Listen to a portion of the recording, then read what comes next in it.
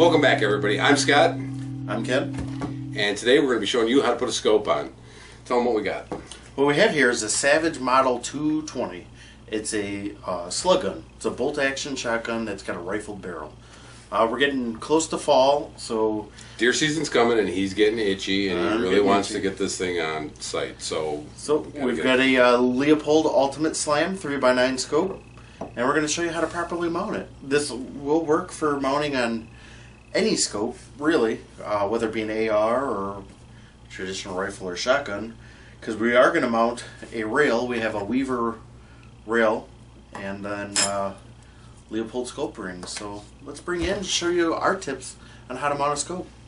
Yep. Before we get started, we're going to have to get these cleaned out with a little bit of brake cleaner or something that's going to get the oils and everything that are leaching through there to get them out. We're going to get that up nice and close so you can actually see the rings of oil that are up in here.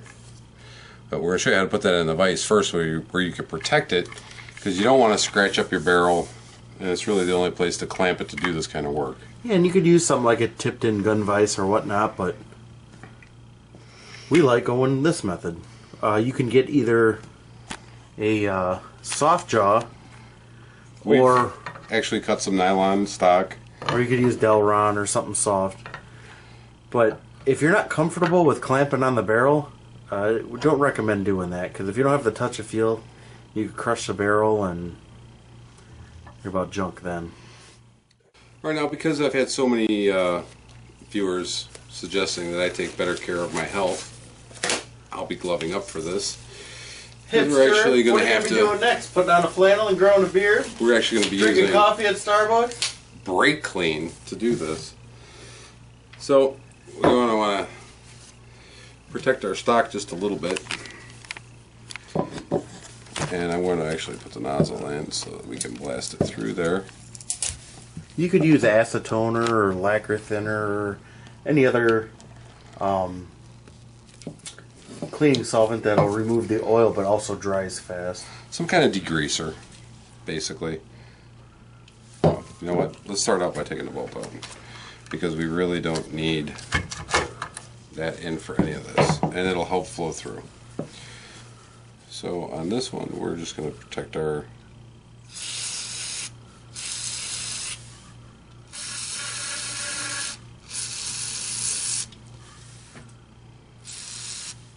and now you can see clearly how when that's evaporating, it'll open up those surfaces real well.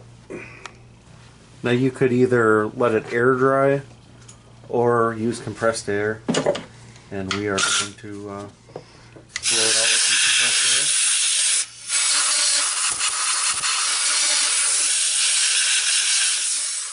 air. Okay, we're going to do the same thing with our teeny ass screws. We're just going to hit those with a little brake clean to get all the oils off, and we'll roll those in the rag, let them dry on the bench. Alright, now on this Weaver rail, we actually have a cutout right here for where our bolt is going to be extracting and loading. So that's where we're going to have to set that up. Okay, on this particular rail, we've got two separate length screws, and I'm going to try to give you a comparison of the two lengths.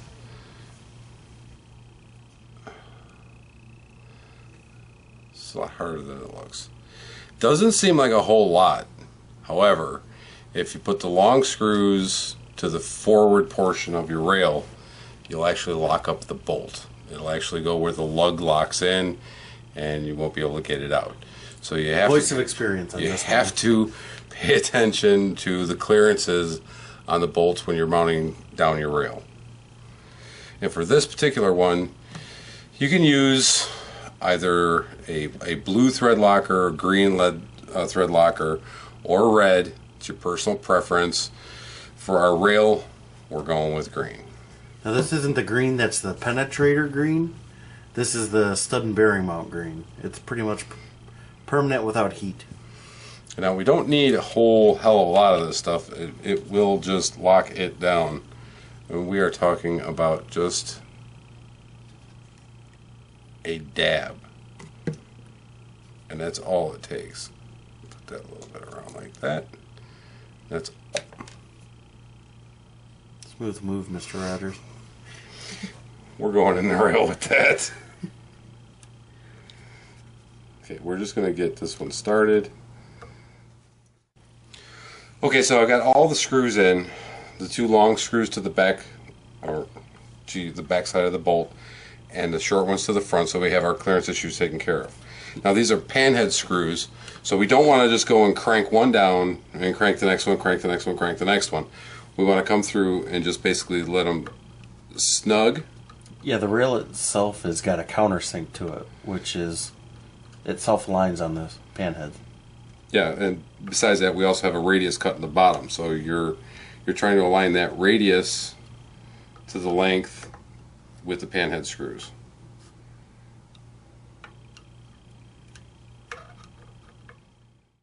Okay, now a few of the most important things about setting up a scope on your rifle is going to be know your eye relief. So you want to know exactly where you're going to position your scope so that it's comfortable for you to shoulder it and still be within your eye relief at both of your magnifications, your min, your max. So this is 3x9. You want to make sure that you're not going to have that half-inch of difference is going to be an uncomfortable neck stretch, or you're going to have to back up to see clearly. So knowing that right off the bat is going to determine where your rings are going to go, so that you can get the widest you can get, but still be balanced and not be all distorted and have to slide it back and forth and Loctite it all and then have to take it all apart and do it all over again. So by just mocking it up with no Loctite and doing that and shouldering it a few times and trying to see at both magnifications, you'll get a better idea of where you're going to lock it down. We've already done that. So with that being said, we also have to make sure that we're going to level this rail on 2 planes. That's going to be down the length of the barrel and side to side, so that when we take our scope, we can also set up a level off of our top cap, which will give us our same horizontal, and it'll give us an idea that where we're at parallel wise. Make sure that we're not way the hell out of there. Okay? And there's several options for that. There's purpose-built levels for leveling that, but any home level will work. Yeah, we've got just a cheap Husky brand, digital, that still has your glass in it, and we actually have a Fowler Machinist's level. This is an angle finder also. For this application, we're just going to show you how to do it with this, and we're going to show you how to, you have to manipulate it to get it to be level so that you know you're starting out squared off. Alright, so you can see on our little level here that there's an arrow up or an arrow down, and it'll tell you where you're at degree wise. So I'm going to try to get this 0 just by moving. Of course I'm going the wrong way, and we'll go the other way. 9, 8, 7, 6, 5, 4, 3, 2, 1, 0. Okay, so this is not the easiest thing when you're trying to level something on 2 planes with 1 pinch point on a radius. But there is a way to cheat the system as long as you're using a digital scale.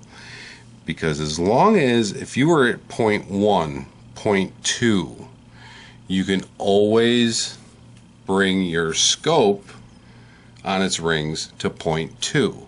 It'll still be on that same parallel plane. So you don't have to necessarily get it to 0. I got it to 0, but you don't necessarily have to, as long as you're using a digital scale. Alright, to save you all the boring stuff, I've already pre-brake cleaned all these parts, and now we're basically going to be Loctiting our clamp screws and getting our bases of our scope mounts up on the rail. And we've already determined our eye relief, so in order to know our proper placement, we've already got that stuff determined. So this portion should go pretty quick. Now again, these are not going to be tightened down 100% yet. We really want, because we're not line boring these rings. We're not lapping them in. We're not lapping them in. These are basically just right out of the package, Leopold rings, Leopold scope. We're going to have to let it self-center itself. And basically what that means is we're going to have to basically snug up our scope top rings, and then we get our top rings holding in the radius, and then we can tighten them down there. If you pre-tighten the bottom ones first, you can literally cock or misalign that tube. And then when you crank these down, even though you Loctite it, it could loosen up. It'll self-center itself and it'll loosen up. Screws will still be tight because they're Loctited in, but your scope will be off, or it'll move around in there. So it's really important that we leave these bottom ones loose, but have the Loctite on them, so that we can start to get some pre-tension on our top caps. Okay, so this is basically how this clamps onto the weaver rail. You're basically working against these beveled edges, and when you crank this down, it'll lock in. Basically, your bolt rides through the notch of the weaver rail, and your V-blocks will tighten up. Like I say, just snug, not tight. And basically the same thing with our forward. Start placing our scope, and we're going to get our top caps basically just on but loose, because now we have to actually set our level up on the top knob cap. That's going to be what they'll give us. So our reticle is perfectly parallel to our perfectly paralleled rifle, right, shotgun, rail, all of that. You know what I mean? Okay, so now again, I'm an aesthetics guy. I really like things to be centered, squared, and balanced. It's a pet peeve. So what I'm really trying to do is I'm getting the distance of my OCD? caps, little OCD. But I want the same amount of space before my two broken edges, and I want to keep a balance here, maintaining our eye relief to a comfortable position for the shooter. And once we get that achieved, you know, I feel good about it. I don't care about anybody else. He gets this weird sensation up his leg. Something. And it also goes for tightening down these top cap screws. If I can't stand seeing somebody's scope has got one cranked all the way down and then the other side's got a big fucking gap on it. It drives me nuts. Personal thing, don't hold me up for it. And again, we're going to use the green Loctite on this because he never wants it to move again. Now let's talk about movement.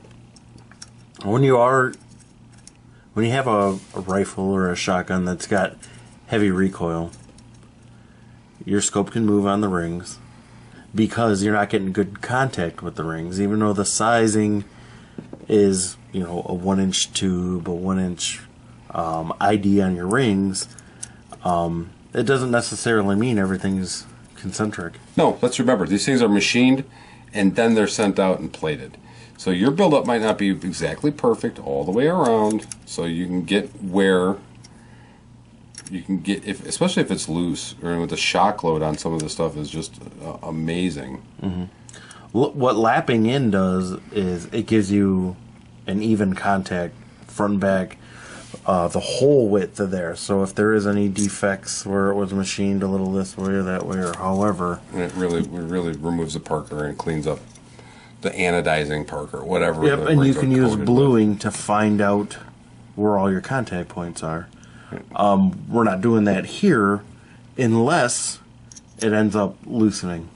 We get movement, and then this will all come down again, and then we will actually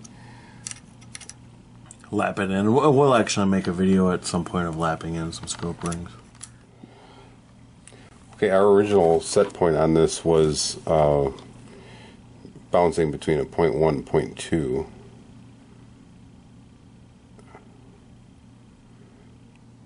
Kind of like that. So that is where we're going to lock it down.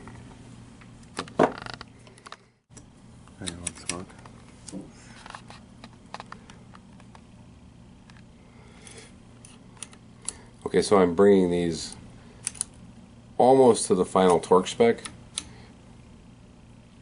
And now I'm going to set my actual rail to its final tension. And that's going to be good and tight. Yeah. And then we'll give them one last tweak on our top ring caps. And now that I'm all tightened up, you can see we're still at our 0.1. That was our set point in the beginning.